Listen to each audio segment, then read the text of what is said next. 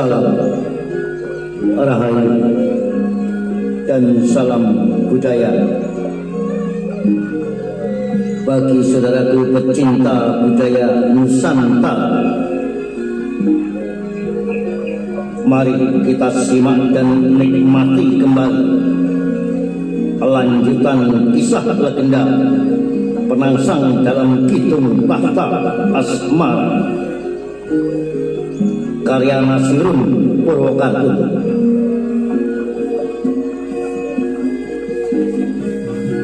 Yang saat ini telah memasuki episode ke-78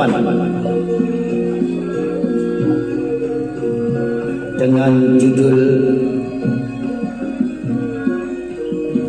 Kabar Berita. Saudara, di episode yang lalu telah dikisahkan bahwa kesalahpahaman dan kecurigaan selama ini sudah terjawab lewat kedatangan putra Pangeran Sekar Situlebeng yang bernama Haryo Panuntas, yang menuturkan kepada pemilik Panti Kudus yang tak lain dan tak bukan adalah Sunan Kudus bahwa tujuan selama ini hanyalah merupakan kesalahpahaman di mana Adipati Jipang Pangeran Haryo Penangsang yang telah dituduh melakukan perencanaan pembunuhan terhadap Sultan Trenggono saat berperang di Panarukan. Hal itulah yang membuat hati Sunan Kudus tercengang dan merasa kaget atas penuturan Haryo Panuntas setelah menghadap saudaranya Tumenggung Haryo Mataram di Keraton Demak Bintoro.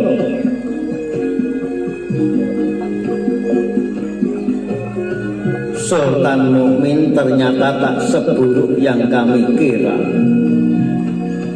Kanjeng Yang, Panuntas kembali bercerita tentang hasil pertemuannya dengan Haryo Mataram. Sementara Sunan Kudus yang memejamkan mata masih berdiam.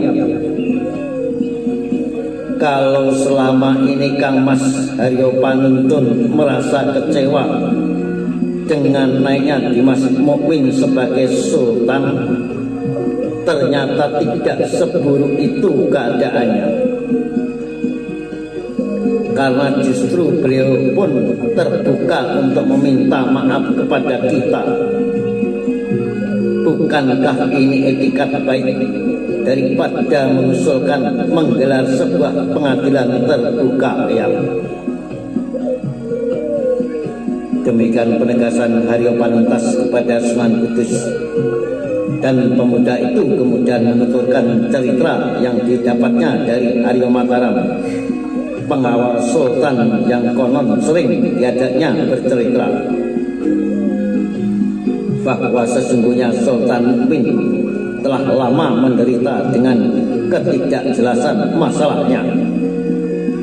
Sejak muda harus berada dalam pengawasan bergoto tamtama, padahal ia merasa tak pernah menjadi tawanan. Jadi saya akan memberitahu Kang Mas Panuntun bahwa Sultan Mukmin tidak seperti yang kita duga. Beliau justru sangat menyambut kedatangan Mataram ketika dia dipilih Pangeran Timur menjadi lurah Tamtama. Kang Mas Panuntun harus segera mengetahui hal ini agar dia segera sembuh dari sakitnya ya. Panuntas pun kemudian bertanya tentang keadaan kakaknya yang telah berbulan-bulan menderita sakit. sakit yang menurutnya disebabkan kekecewaan terhadap keputusan Waliul Amri yang telah mengangkat orang yang sakit-sakitan menjadi sultan daripada orang yang pantas untuk mendudukinya, yaitu Aryo Penangsang.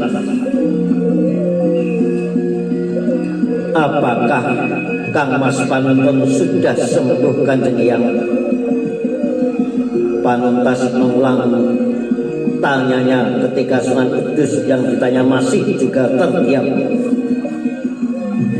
Pemimpin ulama Demak itu masih tercenung dengan seluruh kabar yang baru didengarnya, termasuk kabar yang sebenarnya sudah ia ketahui sebelumnya, yaitu tentang penolakan Mas Karepet atas rencana penyerangan ke Malaka.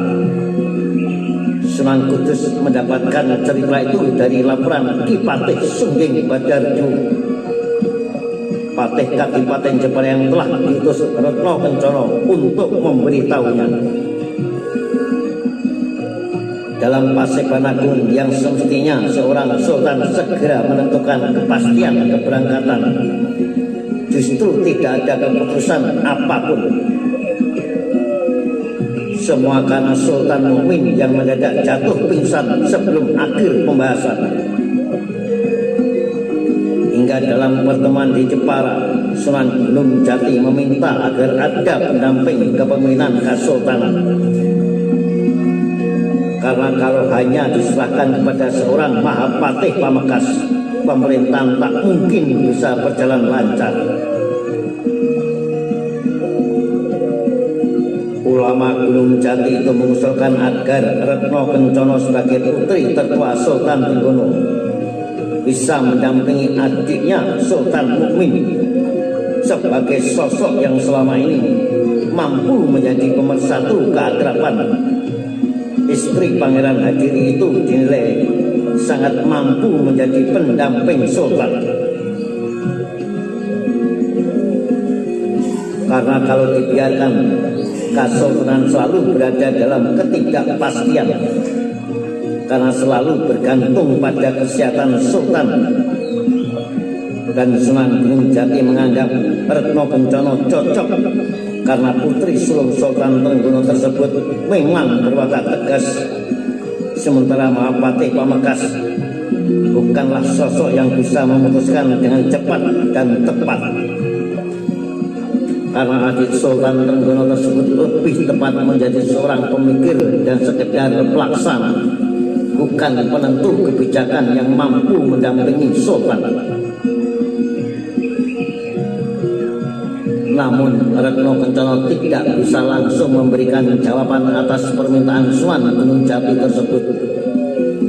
Istri Pangeran Hadiri itu justru mengutus patihnya untuk meminta pendapat dari Sunan Kudus, juga memberitahukan permasalahan yang berkaitan dengan rencana penyerangan ke Malaka yang mendadak mendapat tantangan dari Adipati Pajak.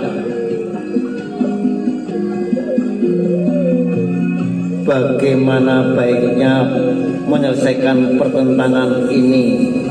Apa rencana bertahun-tahun akan sia-sia hanya karena penolakan satu orang? Demikian pesan dari Retno Kencana yang disampaikan lewat patihnya, Patih Badarju. Dan sejak kedatangan Patih Badarju itu, Sunan Kudus pun memikirkan masalah yang tengah membayangi Kesultanan. Dalam hati ia makin merasakan kekhawatiran yang sangat ketika ada Sentana yang dengan jelas menentang keputusan yang telah bertahun-tahun direncanakan sejak pemerintahan Sultan Trenggono, di mana Sultan Kuduslah yang menetapkannya sebagai keputusan yang tak bisa lagi diganggu-gugat. Kalau sekarang sampai terjadi kebijakan yang diputuskan masih dipertanyakan, bahkan seolah akan dibatalkan, ini benar-benar gawat. Sebuah pertanda bahwa kekuasaan Waliul Amri sudah tak ada lagi. Begitu juga dengan kewibawaan Ulil Amri, bisiknya.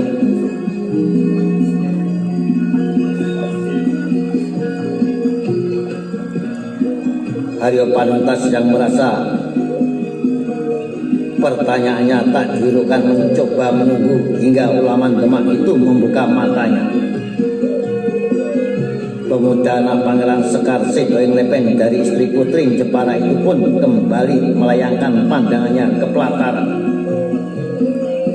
menyaksikan para pekerja yang tengah menyelesaikan pembangunan di sekeliling halaman, memperhatikan pekerja yang tengah menggosokkan batu bata pada bangunan 3 gapura, yaitu gapura Pintar, gapura Paduraksa, dan gapura Lawang Kembar.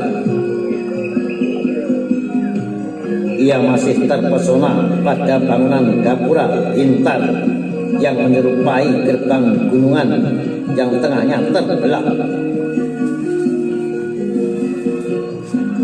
Gerbang dengan berbentuk bangunan lama itu berada di ujung timur paling luar dari bangunan masjid.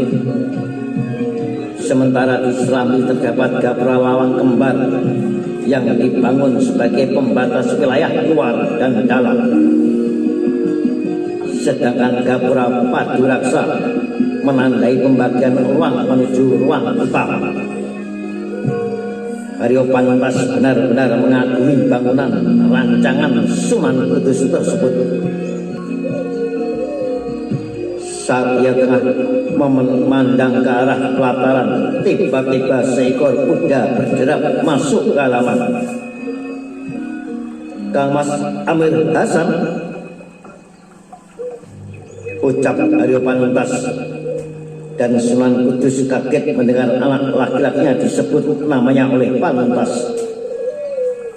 Hingga kemudian Ulaman Demak itu membuka matanya dan melihat anaknya tengah turun dari kuda tunggangannya. Dengan segera putra Sunan Kudus dari istri pertama itu pun menuju Serambi Masjid, tempat Haryo Panuntas tengah bertamu kepada ayahnya. "Assalamualaikum," ucapnya kemudian. Salamnya dijawab berbarengan oleh keduanya, "Waalaikumsalam." "Ada berita mengagetkan Kanjeng Romo," kata Amir Hasan kepada sang ayah. "Ada apa, Amir Hasan?" tanya Sunan Kudus. "Saya baru saja menjenguk Kang Mas Panuntun di rumahnya." Lalu Sunan Kudus terpancing penasaran. Demikian juga dengan Panuntas. "Bagaimana dengan keadaan Kang Mas Panuntun, Kang Mas Amir Hasan?" tanya Haryo Panuntas. Dan putra sulung Sunan Kudus itu menatap kedua orang yang bersila di depannya sambil berucap, "Kang Mas Panuntun menghilang dari rumahnya." "Hilang?"